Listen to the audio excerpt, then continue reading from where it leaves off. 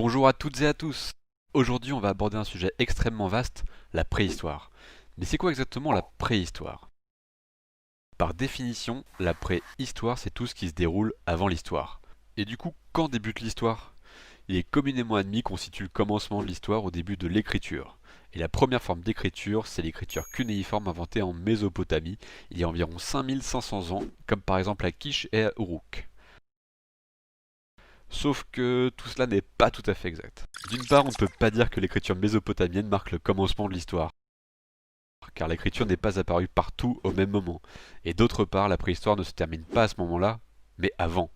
Car avant de mettre au point les premiers écrits, les groupes humains se sont organisés et ont développé des systèmes complexes, des innovations et des mœurs qui leur sont propres. Certains chercheurs expliquent que le développement des sociétés en État a été rendu possible grâce à la néolithisation, un phénomène de sédentarisation de groupes survenu pour la première fois au Proche-Orient, notamment à Djerf El Ammar en Syrie il y a environ 12 000 ans. Les groupes passent d'un système de prédation à un système de production. C'est d'ailleurs ainsi que les chercheurs tentent à caractériser les sociétés qui ne sont plus préhistoriques. Alors évidemment, tout cela ne s'est pas fait d'un coup.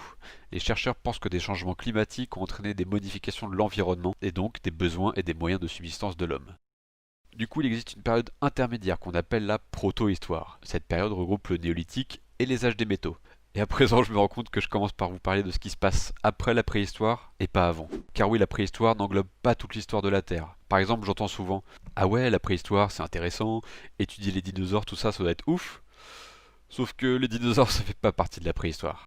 L'idéal pour les visiteurs 4, ce serait qu'ils se retrouvent à la préhistoire et se fassent bouffer par les dinosaures de Jurassic Park 4. Comme ça, on serait tranquille. La préhistoire, tout comme l'archéologie d'ailleurs, est centrée sur l'homme. Pour définir ce qui se déroule avant, on parle de temps géologique, découpé en éons, ères, périodes, époques, étages. Mais bon, tout cela, c'est pas ma spécialité, et je préfère arrêter là, éviter au maximum les raccourcis ou inexactitudes, et me concentrer sur le sujet du jour, la préhistoire. Actuellement, nous nous situons dans l'époque Holocène, et ça, depuis la néolithisation. Je vais quand même rappeler ici quelque chose d'important, c'est qu'il ne faut pas oublier que c'est nous qui faisons les chronologies. Même si on se base sur des faits archéologiques, géologiques ou historiques, on délimite des ères et des périodes. Tout cela n'est donc pas immuable, ça peut changer. Bien, on va quand même maintenant plus rentrer dans le vif du sujet. Le Pléistocène, époque qui précède donc l'Holocène, englobe plutôt bien la préhistoire en termes de chronologie, commençant il y a 2,5 millions d'années et se terminant il y a 12 000 ans. En tout cas, il englobe la période paléolithique, qui est l'une des deux périodes constituant la préhistoire, l'autre étant le mésolithique, qui est plutôt spécifique à la préhistoire européenne, où les moyens de subsistance des groupes sont toujours basés sur la chasse, la pêche et la cueillette, mais avec un climat et un environnement similaires au nôtre. Le début de la préhistoire est marqué par l'apparition du genre Homo, dont les premiers fossiles attribués à Homo habilis sont datés d'environ 2,5 millions d'années avec plusieurs sites en Éthiopie et au Kenya. Et récemment, en mars 2015, des chercheurs ont découvert en Éthiopie, dans la région de l'Afar sur le site de l'Etikeraru, une mandibule d'un hominidé daté de 2,8 millions d'années. Pour les paléanthropologues qui l'ont étudiée, elle serait caractéristique du genre Homo. Les premiers spécimens du genre Homo ont coexisté avec certains australopithèques, non pas Lucie, mais plutôt Australopithecus sediba, découvert récemment en Afrique du Sud et daté d'environ 1,8 million d'années. Je ne vais pas parler des paranthropes des australopithèques et ni définir le genre Homo, ce sera le menu d'une prochaine vidéo. Mais je vais juste expliquer ce qui caractérise le genre. Trois critères sont retenus par les paléoanthropologues: la bipédie permanente, l'augmentation du volume crânien et les manifestations culturelles. Il est important de réunir ces trois critères pour définir le genre, bien que ce ne soit pas le cas pour la mandibule vieille de 2,8 millions d'années dont je viens de vous parler. Les chercheurs se sont toutefois attachés à l'un d'entre eux, la confection d'outils. On attribue les débuts de la création d'outils en pierre dure aux premiers représentants du genre Homo. Sauf qu'en 2015 au Kenya, une équipe de chercheurs dirigée par Sonia Armand a découvert sur le site de Lomé-Equi 3 des pierres volcaniques taillées et datées de 3,3 millions d'années. Deux solutions peuvent expliquer ça d'après moi. Soit les outils ont été réalisés par une autre espèce, et du coup la confection ne peut plus être exclusive au genre Homo, et d'ailleurs des restes de Kenyanthropus platyops ont été découverts à 1 km du site. Soit, deuxième solution, c'est bien un représentant du genre Homo qui les a taillés, mais pour le moment on n'a aucune trace ni aucun indice d'une présence aussi ancienne. Sur les sites archéologiques, les fouilleurs n'ont bien sûr pas uniquement découvert des ossements d'hominidés. Ils ont également trouvé de véritables habitats avec des foyers, des pierres et de l'os taillés, des restes phoniques, des témoignages artistiques. Tous les éléments que les archéologues peuvent retrouver servent à caractériser les groupes préhistoriques. Ce sont les seules traces d'eux qu'il nous reste. Les pierres et les os taillés ont été très étudiés car plutôt bien conservés. On parle d'industrie lithique pour la pierre et d'industrie osseuse pour l'os. Il faut bien comprendre que ces industries ont été à la base des chronologies de la préhistoire et ont défini des ensembles culturels, notamment avec ce qu'on appelle des fossiles directeurs. Ce sont des vestiges archéologiques reconnaissables par leur morphologie et leurs caractéristiques qu'on peut dans le meilleur des cas attribuer à des sociétés préhistoriques et du coup les dater. Je vais vous prendre un exemple, un vestige caractéristique du solutréen, c'est la feuille de laurier. Donc lorsque l'on découvre une feuille de laurier en fouillant, on peut penser qu'on est en présence d'un site qui date du solutréen. Alors bien sûr, c'est pas toujours applicable et pas toujours correct. Seules les datations absolues, comme la datation radiocarbone, peuvent confirmer une date.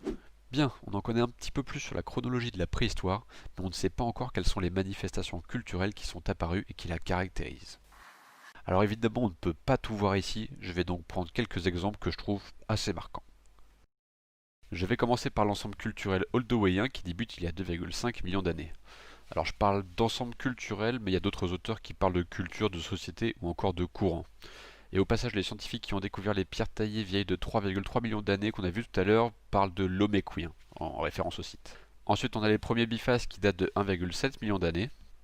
L'ensemble culturel aqueléen débute il y a 1,6 million d'années. Pour ce qui est de la maîtrise du feu, elle est attestée il y a 500 000 ans, mais il y a de possibles traces autour de 800 000 ans. C'est à peu près la même chose pour les premières sépultures avec de possibles traces autour de 400 000 ans, mais les sépultures attestées sont plutôt autour de 100 000 ans. On a l'ensemble culturel moustérien et l'apparition des Néandertaliens il y a 300 000 ans. L'apparition de l'Homo sapiens date de 200 000 ans. Les premiers témoignages artistiques datent de 75 000 ans à Blombos. On a l'arrivée de l'Homo sapiens en Europe il y a 40 000 ans, et au Paléolithique supérieur il y a plusieurs ensembles culturels dans l'ordre chronologique aurignacien, gravétien, solutréen et magdalénien. Voilà, je pense que cela donne un bon aperçu de ce que l'on peut trouver à la préhistoire. Vous en savez peut-être maintenant un petit peu plus, en tout cas sur la préhistoire africaine et européenne. Je ne vous ai pas parlé de la préhistoire de l'Océanie, des Amériques ou encore de l'Asie. Au passage, des chercheurs ont découvert en Inde, dans la région du Pendjab, un site daté de 2,6 millions d'années avec des outils en quartzite et beaucoup de restes osseux, dont certains avec des stries d'origine anthropique.